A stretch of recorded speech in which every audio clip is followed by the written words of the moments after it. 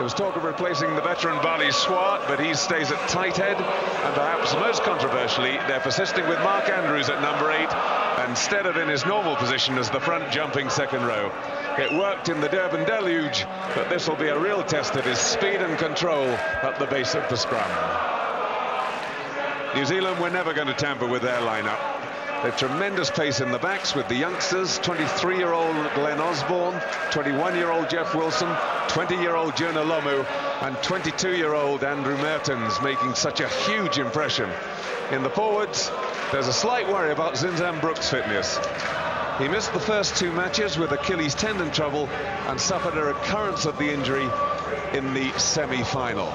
And it'll be Andrew Mertens, the youngster who's made such a terrific impression in this tournament, taking a short one, totally different. A mistake, but South Africa picking it up, so play continues. Offside by New Zealand. Wide to Bunce. Bunce, as so often does, making that vital yard or 2, and offside. The South Africans going over the top to kill it. Scored 100 points in the World Cup so far. And through it goes. First blood to New Zealand. 5 minutes gone. And they lead 3 points to 0. Brown, the prop, eventually getting him down. Wide it goes. Back inside to the big man Andrews. And a penalty. He was offside and he knows it. Through that match and into this final.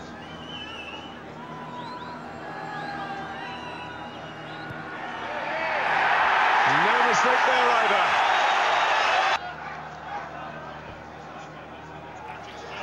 Good jump from Ian Jones, beautifully taken by the New Zealander.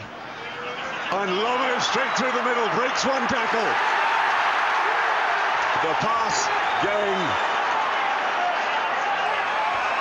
Penalty to New Zealand.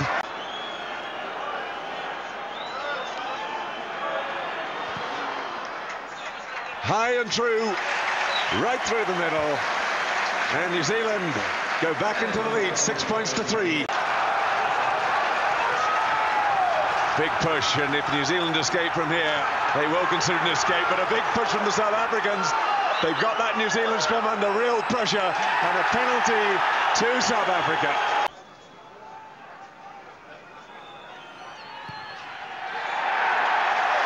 On target again. No mistake from the Western Province fly half. Digging in. And a penalty. And Olo Brown, they're being accused of taking the scrum down. Real pressure. Oh, is it going to stay wide? Just is. It didn't curl. It looked as if it was going to for a while.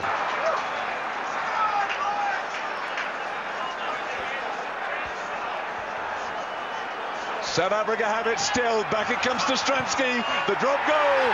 It's there. And South Africa into the lead for the first time. And of course they'll get the line out. Another massive kick from the fly half. Joel Stransky, and the referee decides that's the 40 minutes up. Really is a fascinating battle. South Africa have the edge at the moment. 2 penalties and a drop goal to 2 penalties. South Africa lead 9-6. And during half-time, New Zealand have made a substitution, a replacement on Jamie Joseph. Wrapped in there by Robin Brooke. Important line out for South Africa. They're just 7 or 8 metres out. New Zealand got the touch, though, off their throw. Little with the little dummy, almost through. Just legs knocked away by Mulder. Back it comes. And the drop goal goes over. Mertens as cool as a cucumber. Just spinning himself around. Mertens with the drop goal. And it flies wide. The vital one from in front. Now it's the South African throw. And they're still only out to the 22, well within range. But the referee blowing for full time. will now have 10 minutes each way, extra time. The score's locked at 9-all. We'll take a break there and be back in a moment. First, they would decide it if one side has scored more than the other. And if that does not bring a result, then it goes to disciplinary record. Offside in front of the kicker. So New Zealand now have a kick. He really doesn't have to strike this too hard. He's got plenty of distance.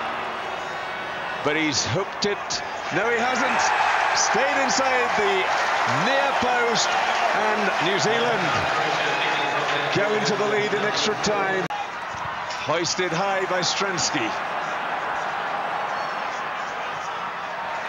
And the deflection coming back South Africa's way. And the referee spotted it. Over the top, he said. You went New Zealand. Going over the top, although that's what he gave it for. There was a little hand in there that flicked it back, but it was the right decision. And it's over. Stransky, the coolest man on the park. At 8. He must have got permission, of course. Has to be an injury replacement. Back it comes to Stransky. Up goes the kick. Up goes the wall. Stransky has kept his head. And with 2 minutes gone in the second period, the middle of the back and going for the line. Back it comes to Joos van der Westhuizen. Little knock forward. But that's it. South Africa have won the World Cup, having been back in international rugby for less than 3 years and having not taken part in the first two competitions at their first attempt.